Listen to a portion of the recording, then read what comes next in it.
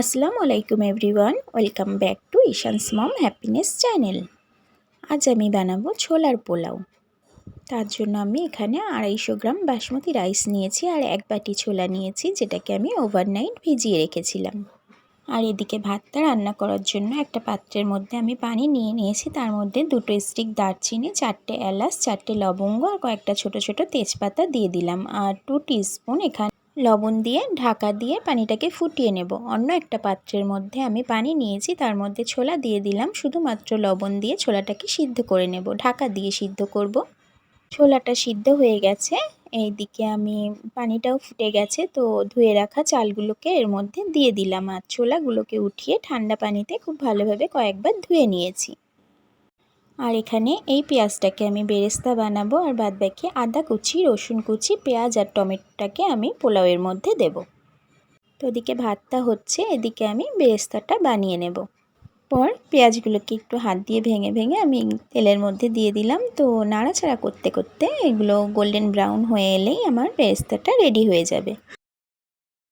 এদিকে আমার ভাতটা 90% কুক হয়ে গেছে। এটা আমি একটা ছাঁকনির মধ্যে ছেঁকে নেব। তার আগে নামানোর আগে একটুখানি লেবুর রস দিয়ে দিলাম।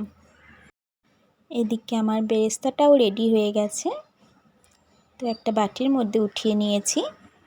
বাদবাকি তেলের মধ্যেই আমার সম্পূর্ণ রান্নাটা হয়ে যাবে। তো কেটে রাখা পেঁয়াজ, টমেটো, আদা, রসুন ছোট্ট ছোট্ট করে কেটে রেখেছিলাম, সবগুলোকে তেলের মধ্যে দিয়ে দিলাম। এটা বানাতে বেশি সময় লাগে না, আপনারা আপনাদের ইফতার আইটেমে এটা একদিন ট্রাই করতে পারেন। আর যারা অলরেডি বানিয়ে ফেলেছেন তারা তো জানেনই এটা কতটা টেস্টি হয়। তো আমি একটু লবণ আর একটু হলুদ গুঁড়ো দিয়ে নেব। এরপর আমি আরও 1 থেকে 2 মিনিট একটু নাড়াচাড়া করে নেব। তারপর কালারের জন্য আমি একটু কাশ্মীরি লঙ্কা গুঁড়ো দিয়ে দেব। আপনারা চাইলে এখানে তেলের পরিমাণটা একটু কমও দিতে পারেন, বা আপনারা এটা ঘিতেও বানাতে পারেন। টমেটো আর পেঁয়াজটা খুব ভালোভাবে কষানো হয়ে গেলে আগে থেকে সিদ্ধ করে ধুয়ে রাখা ছোলাগুলোকে এর মধ্যে দিয়ে দিলাম। এরপর আমি এখানে একটু বিরিয়ানির মশলা অ্যাড করলাম। বিরিয়ানির মশলার মধ্যে ছিল এলাচ, দারচিনি, লবঙ্গ, জায়ফল, জয়িত্রী আর সাদা আর কালো গোলমরিচ। ওটা ওদিকে হতে থাক, এদিকে আমি একটু গোটা জিরাকে শুকনো খোলায় ভেজে গুঁড়ো করে নিয়েছি। ছোলাটা খুব ভালোভাবে কষানো হয়ে গেছে, এর মধ্যে আমি আগে থেকে রান্না করা ভাতটাকে দিয়ে দিলাম। হালকা হাতে খুব ভালোভাবে সবগুলোকে আমি মিশিয়ে নেব।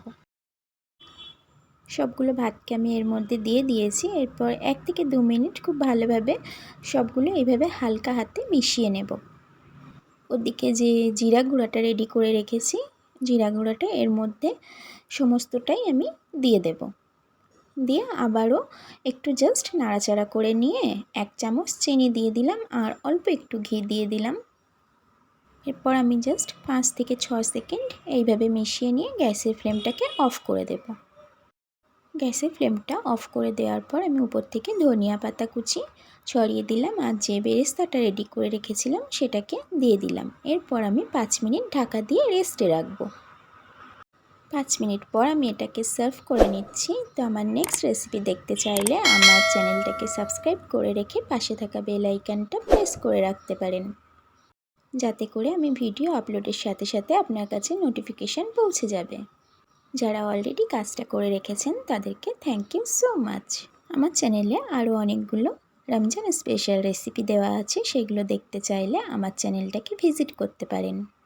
ছোলার পোলাওটা খুব সুন্দরভাবে সার্ভ করে নিয়েছি। আজকে রেসিপি কেমন লাগলো অবশ্যই কমেন্টে জানাবেন।